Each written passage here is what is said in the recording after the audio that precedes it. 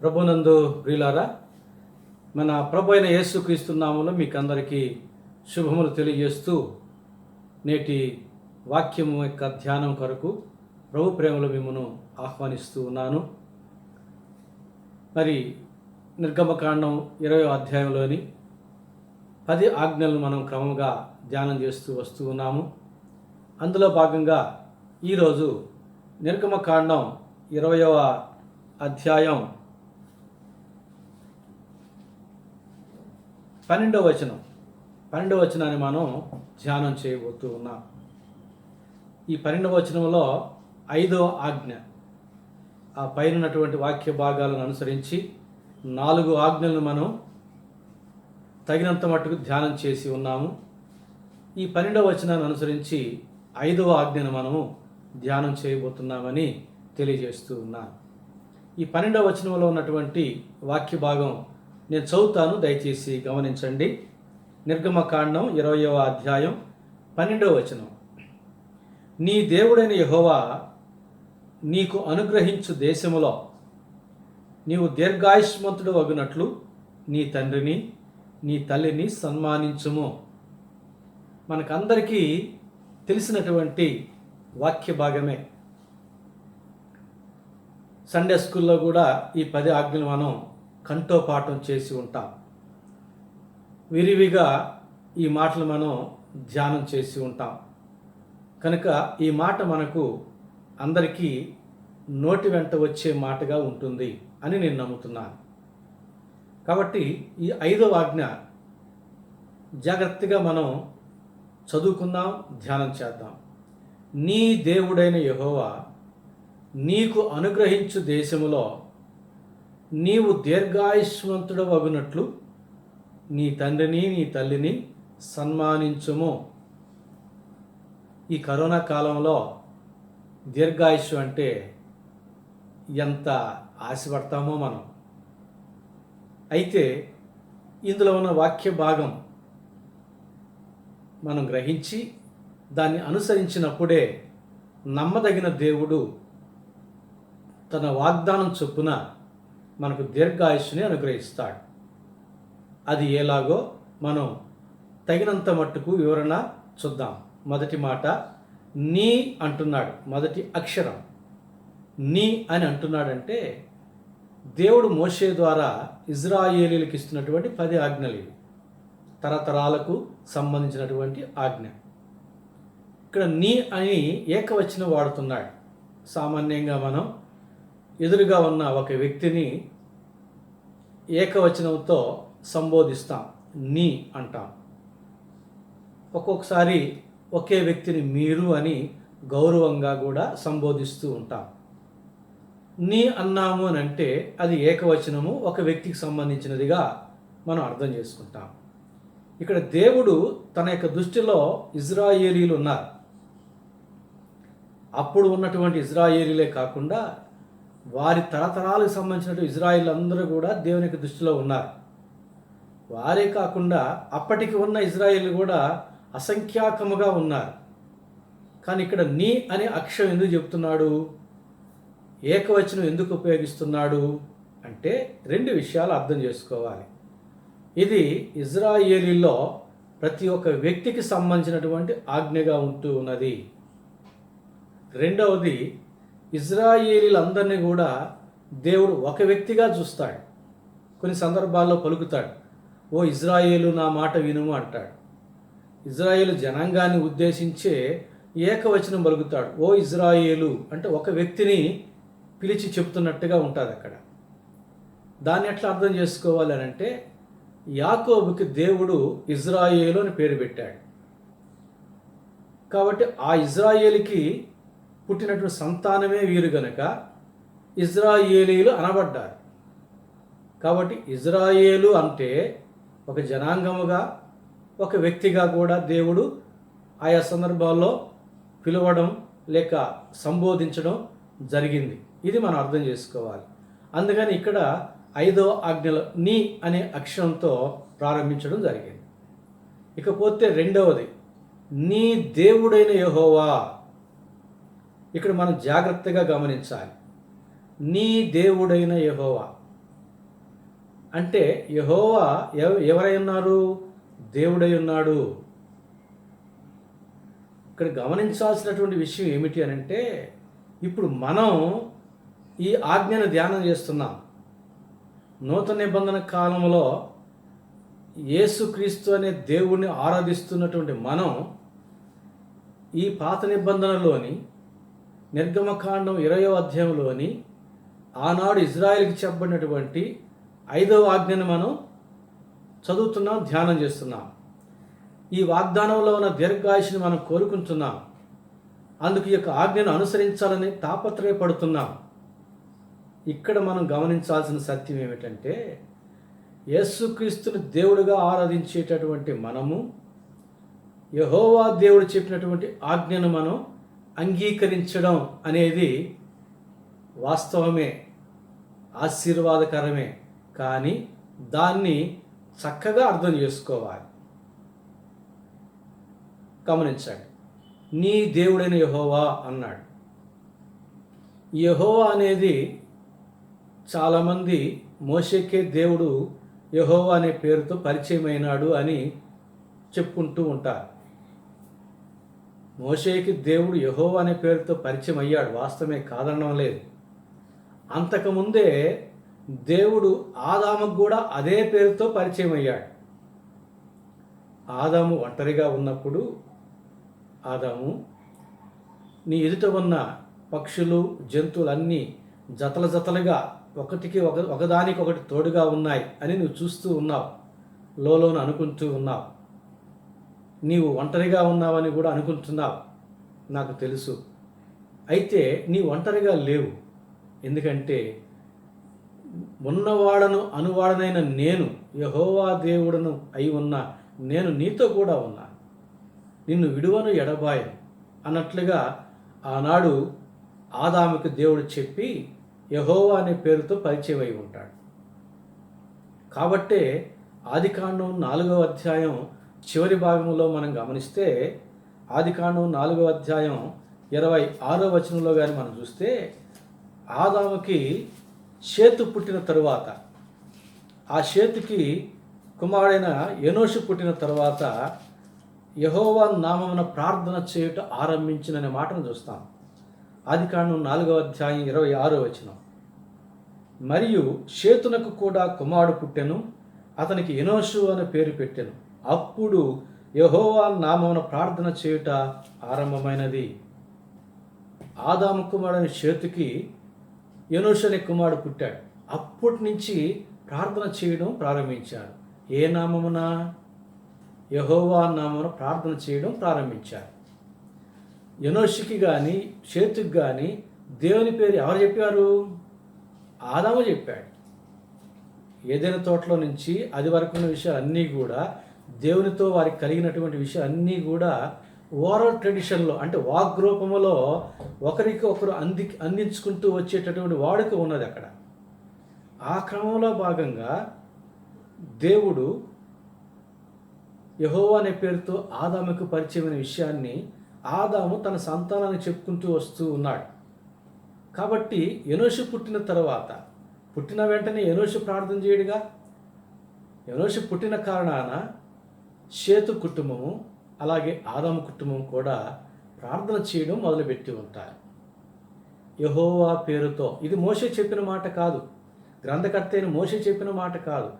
మోషేని పరిశుద్ధాత్మ దేవుడు ప్రేరేపించి ఈ మాటలు రాయించాడని మనం నమ్ముతున్నాం. కాబట్టి పరిశుద్ధాత్మ దేవుడు చెప్పినట్టు మాటగా దీన్ని మనం ఎంచాలి. కనుక ఆనాడే దేవుడు ఆదాముతో తనను యెహోవాగా, దేవునిగా పరిచయం చేసుకున్నాడు. ఆ తర్వాత వరుసగా మనం చూసుకుంటూ వస్తే అన్ని చోట్ల నోవా సందర్భంలో కూడా యెహోవా దేవుడు అనే పేర్లే కనబడతాయి. ఆ రీతిగా అబ్రహాం వరకు మనం వచ్చామంటే, అబ్రహాముకు దేవుడు సర్వశక్తిగల దేవుడు అనే పేరుతో పరిచయం చేసుకుంటాడు. అది మనం ఆదికాండం 17వ అధ్యాయం 1వ వచనంలో చూస్తాం. అప్పటికి ఆదాముకి 99 సంవత్సరాలు. దేవుడు వాగ్దానం చేసినటువంటి సంతానం ఇంకా ఇవ్వలేదు. ఒకంత అబ్రహాము కొంచెం నిరాశపడ్డాడు.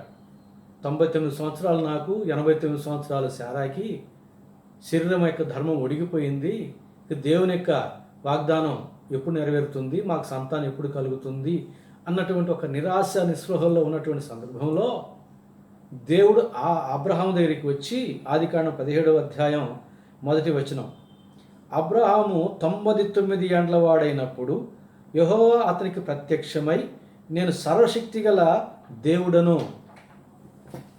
అబ్రహాము, నీవు నిరాశపడవద్దు.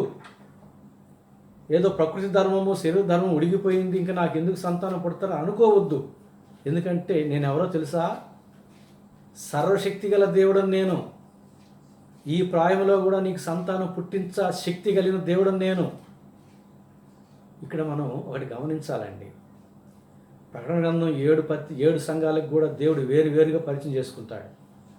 అలాగే ఆదాముకి యెహోవా దేవుడిగా పరిచయం చేసుకున్నాడు. ఒంటరిగా ఉన్నప్పుడు నేనున్నానయ్యా అని, నీకు తోడుగా నేనున్నాను, ఉన్నవాడనే నేను అసలు అని అర్థంతో పరిచయం చేసుకుంటాడు. ఇక్కడ ఇక నాకేముందులే సంతానం, నా శరీరం యొక్క ధర్మం ఉడిగిపోయింది అని నిరాశ నిస్పృహల్లో ఉన్నటువంటి సందర్భంలో అబ్రహాముకి అవసరమైన రీతిలో పరిచయం చేసుకుంటున్నాడు. అబ్రహమా, నీవు అనుకుంటున్నావా ఇంకెందుకులే నాకు సంతానం పుట్టర్లే అని? నేను ఎవరో తెలుసా? సర్వశక్తి గల దేవుడినయ్యా నేను. అంటే నీకు ఈ ప్రాయంలో కూడా, ఇంకా ముదిరిన ప్రాయంలో కూడా నీకు సంతానం పుట్టించ శక్తి కలిగిన, సామర్థ్యం కలిగిన దేవుడని నేను, నీవు అది గ్రహించాలి అన్నట్టుగా అవసరాన్ని బట్టి దేవుడు అబ్రహాముకి సర్వశక్తి గల దేవుడు అనే పేరుతో పరిచయం అయ్యాడు. ఎప్పుడు కూడా దేవుడు అవసరాన్ని బట్టి ఏ రీతిగా పరిచయం చేసుకోవాలో ఆ రీతిగానే పరిచయం చేసుకుంటాడు. అలాగే మనం నిర్గమకాండం 6వ అధ్యాయం 2వ వచనంలో కూడా మనం చూస్తే, నిర్గమకాండం 6వ అధ్యాయం 2వ వచనంలో మోషేతో చెబుతాడు. మోషేతో చూడండి, నిర్గమకాండం 6వ అధ్యాయం 2వ వచనం, మరియు దేవుడు మోషేతో ఇట్లా నేను యెహోవాను. మోషే, అయ్యా నీ పేరేమిటో చెప్పు అంటే, నేను ఉన్నవాడనైనా యెహోవానయ్యా అని చెప్తాడు 5వ అధ్యాయంలో. ఇక్కడ 6వ అధ్యాయం 2వ వచనం ఏమంటాడంటే, మరియు దేవుడు మోషేతో ఇట్లా నేను యెహోవాను. ఇందాక చెప్పాను కదా 5వ అధ్యాయంలో, నేను యెహోవాను మోషే. తర్వాత నేను సర్వశక్తి గల దేవుడను, 3వ వచనం, 6వ అధ్యాయం 3వ వచనం, నేను సర్వశక్తి గల దేవుడను పేరున అబ్రహాం, ఇస్సాకు, యాకోబులకు ప్రత్యక్షమైతిని గాని యెహోవాను నామన నేను వారికి తెలియబడలేదు. అబ్రహాం, ఇస్సాకు, యాకోబులకి ఆదాముకు పరిచయం చేసుకునే రీతిగా యెహోవా అనే పేరుతో పరిచయం కాలే. ఈ అబ్రహాం, ఇస్సాకు, యాకోబులకి సర్వశక్తి గల దేవుడు అనే పేరుతో పరిచయం అవ్వాల్సిన పరిస్థితిలో ఉన్నారు. వారికి దేవుడిచ్చిన వాగ్దానాలు అలాంటివి కనుక ఆ రీతిగా పరిచయం చేసుకోవాల్సిన అవసరం ఉంది కాబట్టి ఆ రీతిగా పరిచయం చేసుకున్నాడు. మళ్ళీ మోషేకి ఆదాముతో పరిచయం చేసుకునే పేరుతో మళ్ళీ పరిచయం అయ్యాడు. అంటే ఆదాముకి పరిచయమైన యెహోవా అనే దేవుడు, మోషేకి పరిచయమైన యెహోవా అనే దేవుడు, అబ్రహాం, ఇస్సాకు, యాకోబులకి పరిచయం చేసుకున్న సర్వశక్తి గల దేవుడు ఒకడే. పాత నిబంధన అంతట్లో కూడా యెహోవా దేవుడుగా, సర్వశక్తి గల దేవుడుగా, అబ్రహాం, ఇస్సాకు, యాకోబుల దేవుడుగా, మోషే దేవుడుగా, పితరుల దేవుడుగా, ఇజ్రాయేల్ దేవుడుగా పరిచయం చేసుకున్నాడు. ఒకడే. ఆ దేవుడు ఏమన్నాడంటే ఈ 10 ఆజ్ఞల కాడ మొదటి ఆజ్ఞల్లో, నేనే మీ దేవుడను, నేను తప్ప మీకు వేరొక దేవుడు ఉండకూడదన్నాడు. అంటే యెహోవా దేవుడే దేవుడు. అయితే ఇప్పుడు యేసుక్రీస్తుని మనం దేవుడిగా ఆరాధిస్తూ ఉన్నాం. యెహోవా దేవుడు చెప్పిన ఆజ్ఞని మనం ధ్యానం చేస్తున్నాం, అంగీకరిస్తున్నాం, అనుసరించాలి, ప్రతిఫలాలు పొందుకోవాలని మనం తాపత్రయపడుతున్నాం. ఎందువలన? మనం ఆలోచించామో, పరిశీలించామో, అర్థం చేసుకున్నామో, గ్రహించామో తెలియదు, కానీ యెహోవా దేవుడే యేసుక్రీస్తు అనేది మనకి అంతరంగంలోని అంగీకార సత్యం, మనం అంగీకరించిన సత్యం. లేదంటే యెహోవా దేవుడు వేరు, యేసు ప్రభు వేరు అని అనుకుంటే యెహోవా దేవుడు చెప్పిన వాగ్దానాల్ని మనం ఎట్లా పొందుకోగలం? ఆయన చెప్పిన ఆజ్ఞను మనం ఎట్లా అనుసరించాలి? కాబట్టి బైబిల్ చెప్పే సత్యం ఏమిటంటే యెహోవా దేవుడే యేసుక్రీస్తు. అందుకనే యేసు ప్రభు అంటాడు కొన్ని సందర్భాల్లో తన ఎదుట ఉన్నటువంటి ప్రజలతో మాట్లాడుతూ, అబ్రహాము కంటే నేను ముందటివాడనయ్యా అంటాడు. మీ పితరుడైన అబ్రహాం, మీ తండ్రి అయిన అబ్రహాం నా దినము చూడాలని ఆశపడ్డాడు, చూచి ఆనందించాడు అంటాడు. ఈ మాటలన్నీ మనకు తెలుసు. అందుకని ఒక సందర్భంలో అవిధేయులైన అబ్రహాం సంతానంతో మాట్లాడుతూ, మేము అబ్రహాము పిల్లలము అని అంటే, మీరు అబ్రహాము పిల్లలైతే అబ్రహాము దేవుడిని నమ్మినాడు, మీరు నన్ను నమ్ముతారన్నాడు. అంటే అర్థం ఏమిటి? అబ్రహాము దేవుడిని నమ్మాడు, మీరు అబ్రహాము సంతానం అయితే నన్ను నమ్ముతారు. అంటే అబ్రహాము దేవుడినే నేను అన్నట్టుగా ఒక పరోక్షమైన సందేశం వారికి ఇస్తున్నాడు. మనం దాన్ని అర్థం చేసుకుంటున్నాం. అలాగే పునరుద్ధానుడైనటువంటి యేసయ్యకి తోమా యేసు ప్రభువు మీద పాదాల మీద పడి ఏమన్నాడు? నా దేవా నా ప్రభువా అన్నాడు. తోమా, నన్ను దేవుడు అనవద్దు, నేను దేవుని కాదని అనలేదే అన్నాడా? అనలే. దేవుడు అంగీకరించాడు. నా ప్రభువా నా దేవా నా దేవా నా ప్రభువా అన్నప్పుడు దేవుడు అంగీకరించాడు. ఎందుకంటే యేసు ప్రభు దేవుడు. పాత నిబంధన కాలంలో యెహోవా దేవుడుగా, సర్వశక్తిగల దేవుడుగా, పితరుల దేవుడుగా, ఇజ్రాయేల్ దేవుడుగా, అబ్రహాం, ఇస్సాకు, యాకోబులు, మోషే దేవుడుగా పిలువబడిన దేవుడే నూతన నిబంధన కాలంలో యేసుక్రీస్తుగా మనకు అవతరించి మనల్ని ఆశీర్వదించాడు. కాబట్టి యేసుక్రీస్తుని ఈ నూతన నిబంధన కాలంలో యేసుక్రీస్తుని మనం దేవుడిగా ఆరాధిస్తూ కూడా ఆ పాత నిబంధన కాలంలో మన యేసుక్రీస్తు దేవుడు యెహోవా దేవుడిగా చెప్పిన ఆజ్ఞల్ని మనం ధ్యానిస్తున్నాము, అంగీకరిస్తున్నాము, అనుసరించి ఆ ఆజ్ఞల్లో ఉన్న వాగ్దానాలను, ఆశీర్వాదాలను పొందుకోవడానికి మనము తాపత్రయపడుతున్నాం. లేకపోతే ఈ ఆజ్ఞని మనం అనుసరించాల్సిన పని లేదుగా. చాలా ఈ టాపిక్ చాలా పెద్దది, చాలా వివరాలు చెప్పుకోవచ్చు. మచ్చుకకు ఈ ఆజ్ఞను అనుసరించడానికి మనకి ఇంతవరకు చాలు. కాబట్టి తర్వాత పదంలోనికి నేను మిమ్మల్ని తీసుకుని వెళ్ళడానికి ప్రయత్నం చేస్తున్నాను. కాబట్టి 5వ ఆజ్ఞలో మొదటి అక్షరం నీ, రెండవది దేవుడైన యెహోవా, మూడవది నీకు అనుగ్రహించు దేశము అంటున్నాడు. నీకు అనుగ్రహించు దేశం. ఇజ్రాయేలీలు ఈ యొక్క ఆజ్ఞలు ఇచ్చేటప్పుడు ఆ పర్వతం దగ్గర ఉన్నట్టు మైదానంలో ఉన్నారు. అది ఎడారి అరణ్య ప్రాంతం. అది వారు అంటే ఐగుప్తు దేశం నుండి వచ్చినటువంటి వారు, ఐగుప్తు దేశంలో పుట్టి పెరిగిన వారు. ఇప్పుడు మోషేతో కూడా ఉన్నటువంటి ప్రజలు ఐగుప్తు దేశం నుంచి మోషేతో కూడా వచ్చినటువంటి వారు ఐగుప్తు దేశంలో పుట్టి పెరిగిన వారు. వారి యొక్క జ్ఞాపకాలన్నీ ఐగుప్తు దేశంతో పెనవేసుకున్నాయి. అందుకని మాటి మాటికి మోషేతో సణుగుతూ, మేము ఐగుప్తు దేశంలో చనిపోయే వాళ్ళం కదా, అక్కడ తెల్లగడ్డలు, దోసకాయలు, కీరకాయలు ఉండేవి కదా, మాటి మాటికి ఐగుప్తు దేశాన్ని జ్ఞాపకం చేసుకుంటారు. ఏ రీతిగా ఇప్పుడు మనం పుట్టి పెరిగిన ప్రాంతాన్ని, అది గ్రామమైనా ఎట్లా జ్ఞాపకం చేసుకుంటామో, జ్ఞాపకం చేసుకుని ఆనందిస్తూ ఉంటామో చిన్ననాటి విషయాలు, అలాగున వారు కూడా జ్ఞాపకం చేసుకునేవారు. అయితే ఇక్కడ దేవుడు ఏమంటున్నాడంటే, మీరు పుట్టి పెరిగిన దేశం కాదయ్యా నేను మీకు అనుగ్రహించే దేశము, ఇప్పుడు ఉన్న ప్రాంతము ఈ దేశం కూడా కాదు, నేను మీకు అనుగ్రహించే దేశము, మీ పితరులైన అబ్రహాం, ఇస్సాకు, యాకోబులకి నేను చేసిన వాగ్దాన దేశం ఉంది. పాలు తేనెలు ప్రవహించే దేశం, కనాను దేశం అని చెప్పాను. ఆ దేశాన్ని మీకు అనుగ్రహించబోతూ ఉన్నాను. అక్కడ ఐగుప్తు దేశం నుంచి వచ్చిన వారు ఉన్నారు, వారికి పుట్టినటువంటి బిడ్డలు ఉన్నారు అక్కడ. అయితే ఈ 2 తరాలలో ఎవరికి ఇవ్వబోతున్నాడు వాగ్దాన దేశం అంటే, ఐగుప్తు దేశం నుంచి వచ్చిన వారికి కాదు. వారు 40 సంవత్సరాల అరణ్యంలో రాలిపోయారనే వాక్యం మనం చూస్తాం. వారికి పుట్టిన బిడ్డలని యెహోషువ నాయకత్వాన్ని తీసుకుని వాగ్దాన దేశంలో చేర్చాడు దేవుడు. కాబట్టి ఇక్కడ మీకు అనుగ్రహించు దేశమున అంటే అనుగ్రహించబోయే దేశము కనాను దేశము, వాగ్దాన దేశం. ఎవరికి? ఐగుప్తు దేశం నుంచి వచ్చినటువంటి వారికి పుట్టిన పిల్లలకి అంటున్నాడు. ఇక్కడ నేను మీకు అనుగ్రహించు దేశములో అంటున్నాడు. ఇది అక్కడ ఐగుప్తు దేశం నుండి వచ్చిన వారికి పుట్టిన పిల్లలు కోరుకున్న దేశం కాదు. అది కోరుకోవాలంటే అది ఎలాంటి దేశం వీళ్ళు తెలిసి ఉండాలిగా. అబ్రహాంకే తెలియదు, పిలిచినప్పుడు అది ఎలాంటి దేశం తర్వాత చూపించాడు. తర్వాత గుడారాలు వేసుకుని అక్కడ సంచరించాడు, జీవించాడు. మొదట తెలియదు. అలాగే వీరికి కూడా తెలియదు అది ఎలాంటి దేశమో, ఎంత దూరంలో ఉందో, దానికి మార్గం ఎలాంటిదో, అక్కడ ఉన్న ప్రజలు ఎలాంటిదో, ఆ యొక్క భూమి ఎలాంటిదో, సారవంతమైందో కాదో, అక్కడ నీళ్ళు ఎలాంటివి ఏం తెలియదు. తెలిస్తే కోరుకోవడానికైనా తిరస్కరించడానికి అవకాశం ఉంటుంది. ఏమీ తెలియనప్పుడు వీళ్ళు కోరుకునేదానికి అవకాశం ఉండదుగా. కాబట్టి నేను మీకు అనుగ్రహించు దేశం అన్నాడు, మీరు కోరుకున్న దేశం అని అనలే. అలాగే ఇప్పుడు ఈ మాటను మనం అంగీకరిస్తున్నామంటే దేవుడు మనకు అనుగ్రహించిన దేశం ఏమిటి? వారికైతే కనాను దేశం. ఇప్పుడు దేవుడు మనకు అనుగ్రహించిన దేశంలో మన దేవుడిని యేసుక్రీస్తు లేక యెహోవా దేవుడు చెప్పినట్టు ఈ యొక్క ఆజ్ఞను అనుసరిస్తే మనం దీర్ఘాయుష్మంతులం అవుతాం, తల్లిదండ్రులని మనం సన్మానిస్తే. అయితే ఇప్పుడు మనకు దేవుడిచ్చిన దేశం ఏమిటి?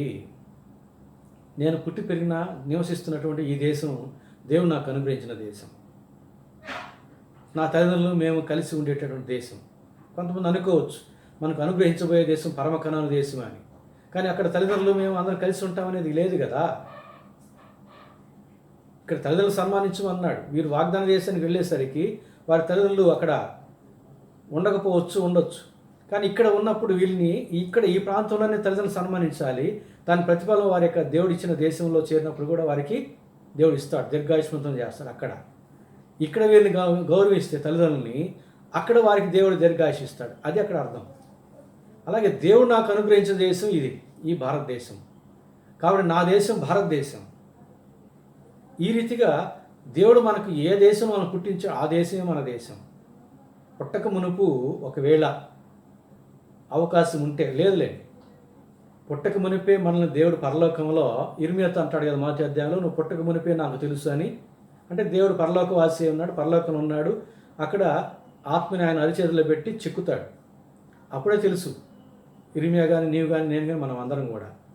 కాబట్టి పరలోకంలో ఉన్నప్పుడే, శరీరధారణకు కాకమునిపే, ఆత్మగా దేవుని చేతిలో మనం మలసబడుతున్నప్పుడే నిన్ను భూలోకంలో పుట్టించబోతున్నాను, భూలోకంలో ఈ దేశాలు ఉన్నాయి, ఈ దేశాల్లో ఏ దేశం నిన్ను పుట్టించమంటావు అని ఒకవేళ అడిగితే మనం ఏ దేశం కోరుకుంటాం?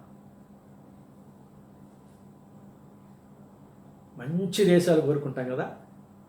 కొంతమంది అమెరికా దేశాన్ని కోరుకోవచ్చు, బాగా భోగభాగ్యాలు సౌకర్యాలు ఉండే దేశం అనించి. కొంతమంది ఆస్ట్రేలియా కోరుకోవచ్చు, కొంతమంది ఐరోపా దేశాలు కోరుకోవచ్చు, కొంతమంది సింగపూర్ కోరుకోవచ్చు. వాళ్ళ యొక్క ఛాన్స్ అది, వాళ్ళ చాయిస్, వాళ్ళ యొక్క ఏమి కోరుకుంటారో అది. కొంతమంది ఆధ్యాత్మిక చింతన కలిగిన దేశాలు కోరుకోవచ్చు, అంటే దేవుని సన్నిధిలో ఉన్నారు కాబట్టి అదైతే దేవుడికి ఇష్టమని చెప్పి అనుకుంటే. దరిద్రమైన దేశాలు, దరిద్రమైన ప్రాంతాలు ఎవరిని కోరుకుంటారా?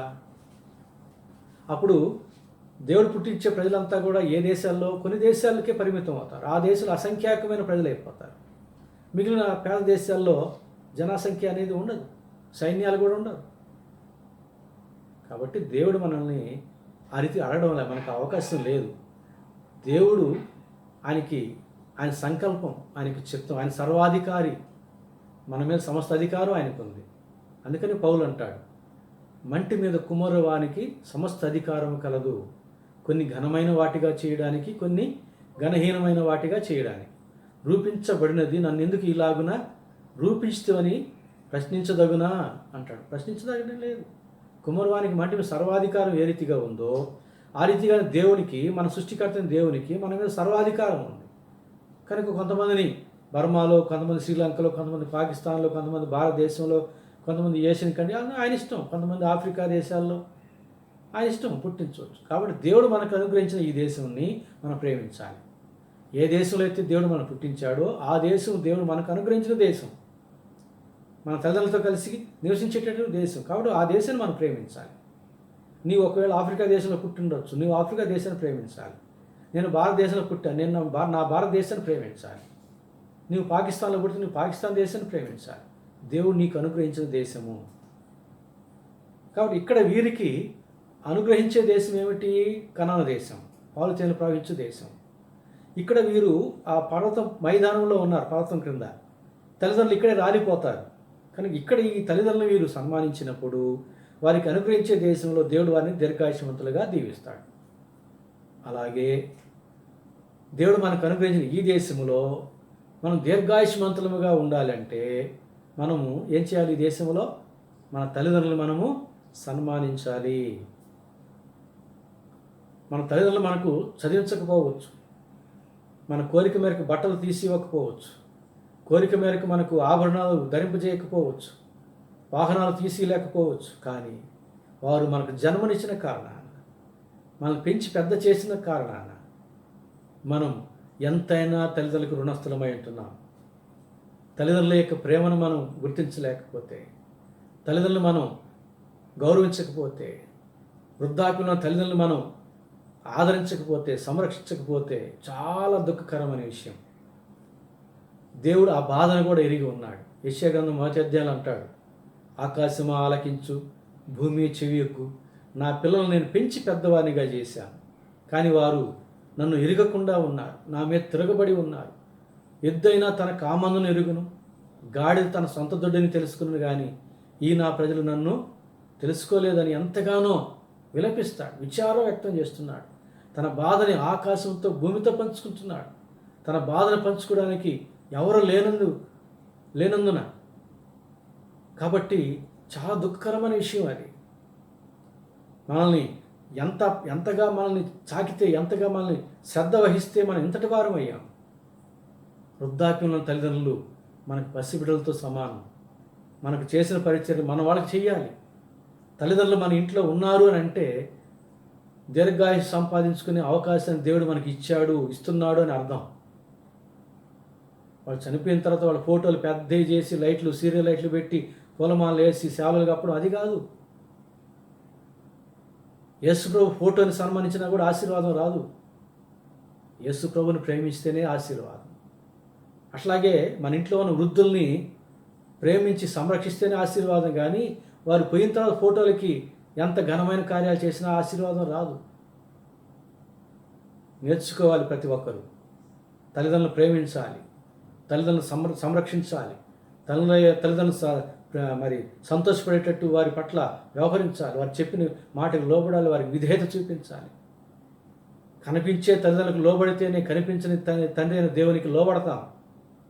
దేవుడు అందుకే చెప్పాడు ఈ మాట, నీ తల్లిదండ్రులు నీవు సన్మానించడం అంటే శాలువ కప్పడం, పొలమాల వేయడం కాదు. వారి సంతోష పెట్టడం, మనం సంరక్షించడం, వారి పట్ల శ్రద్ధ వహించడం, వారితో కలిసి కూర్చొని మాట్లాడడం, వారితో కలిసి సంతోషించడం. మనం ఏమి ఇచ్చినా వారికి సంతోషం ఉండదు. వారి పక్కన కూర్చొని వారితో మాట్లాడితే సంతోషిస్తారు. అవన్నీ చెయ్యాలి. వారికి తగిన ఆహారం పెట్టాలి, వారు చెప్పినట్టు వినాలి.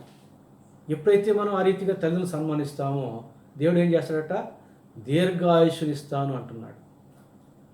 ఇక్కడ ఇంకొక మాట చెప్పి నేను ముగిస్తాను. దీర్ఘాయుష్ అంటే చాలామంది అనుకునేది 100 సంవత్సరాలు అనుకుంటారు, 90 సంవత్సరాలు, 100 సంవత్సరాలు, 110 సంవత్సరాలు. అది కాదు. మనం పుట్టక మునిపే దేవుడు మన యొక్క ఆయుష్ కాలాన్ని లిఖించి ఉన్నాడు. 139వ కీర్తన ప్రకారంగా, నియమింపబడిన దినముల్లో ఒకటైనా కాక మునిపే నా దినములన్నీయు నీ గ్రంథములో లిఖితములాయను. మనం పుట్టక మునుపు మనకు దేవుడు ఆయుష్ కాలం ఎంతవరకు ఇచ్చాడో దానికంటే మించి ఇవ్వడమే దీర్ఘాయుష్. అంతేగాని అందరికీ 100 సంవత్సరాలు, 120 సంవత్సరాలు ఇవ్వడం కాదు దీర్ఘాయుష్ అంటే. దీర్ఘము అంటే ఏమిటి? అదనము.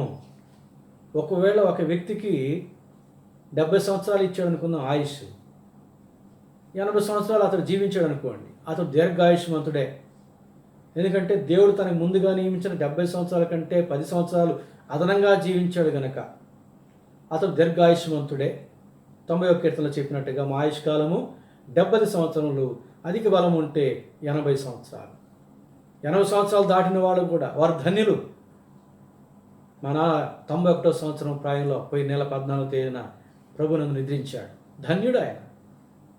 70 దాటాడు, 80 దాటాడు, 90 దాటాడు, 91లో చనిపోయే ముందు కొద్ది నెలల వరకు కూడా హాయిగా, సంతోషంగా, ఆనందంగా 91వ సంవత్సరం ప్రాయంలో కూడా ఆయన మోకరిల్లి ప్రార్థనలో కుటుంబ మోకరిల్లేవాడు. ఆయనకి డయాబెటిక్ ఫుట్ వచ్చి బొట్టనేలు తీసేస్తే కూడా ఆ కట్టు ఉన్నా కూడా మోకాళ్ళు వంగేవాడు, చేతులు కర్ర పట్టుకొని. ఆయన చూసినటువంటి నా బిడ్డలు మోకాలు వంగి ప్రార్థన చేయడం నేర్చుకున్నారు, మేము నేర్చుకున్నాం. కాబట్టి